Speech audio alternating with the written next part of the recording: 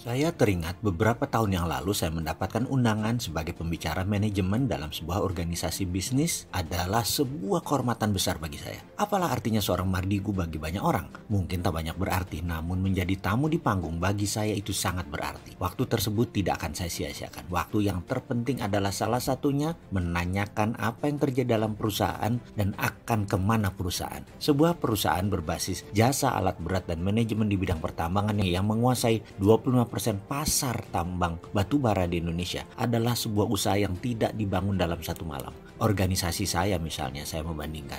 Saat ini ada 26 perusahaan dengan 550 karyawan. Itu sudah berat menjalankannya. Mereka memiliki 10 unit usaha dengan 8.000 karyawannya. Bahkan 3 tahun yang lalu mereka memiliki lebih dari 12.000 karyawan. Luar biasa hebat mereka menjalankannya. Corporate behavior mereka ingin ubah dari family dan friendship organization menuju world class company. Itu yang mereka cita-citakan 3 tahun terakhir. Sementara di sisi pengalaman saya pribadi, menjadi impian saya dalam membangun organisasi bisnis, memiliki task oriented person, memiliki tim berintegritas, memiliki visi dan endurance jangka panjang. Benar, mungkin itu terlalu mulia atau sempurna cita-citanya. Membangunnya bagaimana? Sebuah informasi yang saya dapatkan jawabannya setelah berdiskusi. Ketika saya datang 30 menit sebelum waktu saya memberikan 1 jam ceramah manajemen, maka saya manfaatkan berbicara dengan para direksi yang menceritakan bahwa 4 tahun yang lalu perusahaan menjual 90% saham ke grup baru. Grup ini mengangkat direksi baru, yang mana 2 di antara 5 direksi ada di depan saya saat ini. Saya bertanya, Mas, apa yang direksi baru lakukan 3 tahun terakhir? Kan saat itu sampai sekarang harga batu bara terus merosot turun. Dari $90 hingga saat ini mungkin sekitar $50. Bagaimana mempertahankan penjualan dan mempertahankan profit? Kami berusaha membantu mitra dengan sedikit menurunkan harga produksi, sehingga klien dari 5 bertambah jadi 7. Walau margin keuntungan dagang menurun, namun pangsa pasar naik dari 21% ke 25%. Kami kurangi jumlah karyawan dari 12.000 jadi 8.000. Bertahap selama 3 tahun. Bukan hanya mengurangi jumlah karyawan, tapi juga menurunkan rata-rata usia karyawan. Direksi yang lebih muda menjelaskan. Alasannya? Saya bertanya. Iya, saat ini usia rata-rata karyawan kami adalah 44 tahun. Kami turunkan menjadi 32 tahun karena menurut kami usia 32 tahunan adalah usia yang matang karena rata-rata sudah berkeluarga, memiliki anak usia produktif, baik secara tenaga, pengalaman, dan pengetahuan.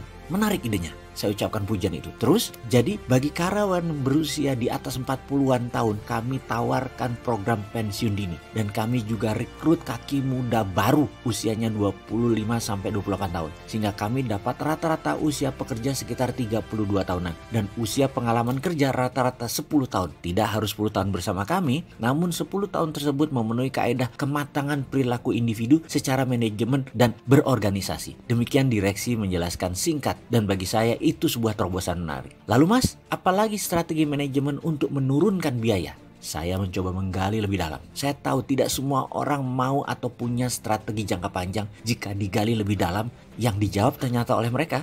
Dari sisi maintenance, kami menggeser working hour mesin dari 15.000 jam ke 22.000 jam. Bahkan ada yang 28.000 jam dengan menggunakan alat berkualitas bagus. Agak mahal, namun memanjangkan usia barang. Hal ini berefek menurunkan 7% biaya. Direksi yang lebih tua menjelaskan kepada saya. Saya menyimpulkan, jadi direksi melakukan penurunan harga jual 3%, membuat happy mitra tambang namun sales naik 4% karena pangsa pasar bertambah, alias gain atau mendapatkan 1% pendapatan perusahaan ekstra. Benar demikian ya Mas? Mereka berdua mengangguk seperti burung kenari di dahan. Lalu direksi menurunkan biaya produksi 7% hingga EBITDA perusahaan naik sekitar 6-8%. Begitu ya?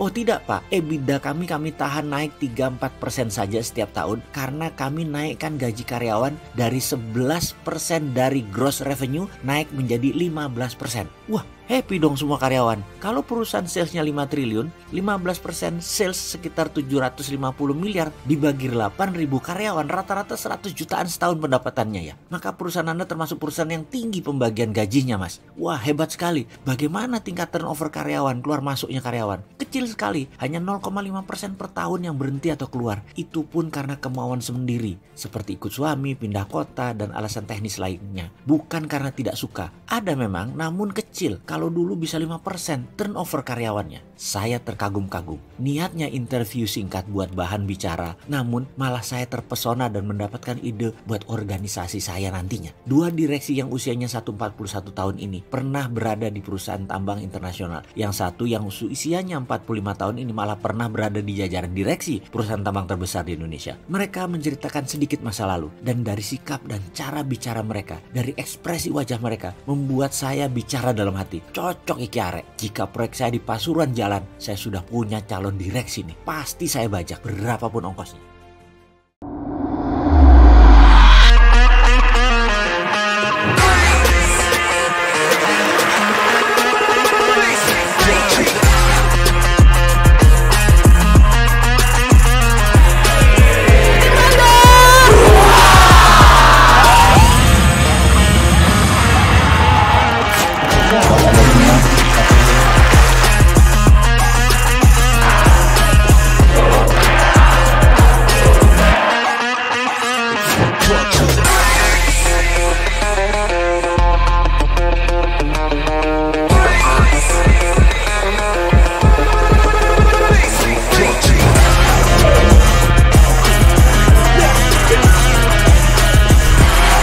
Hallelujah.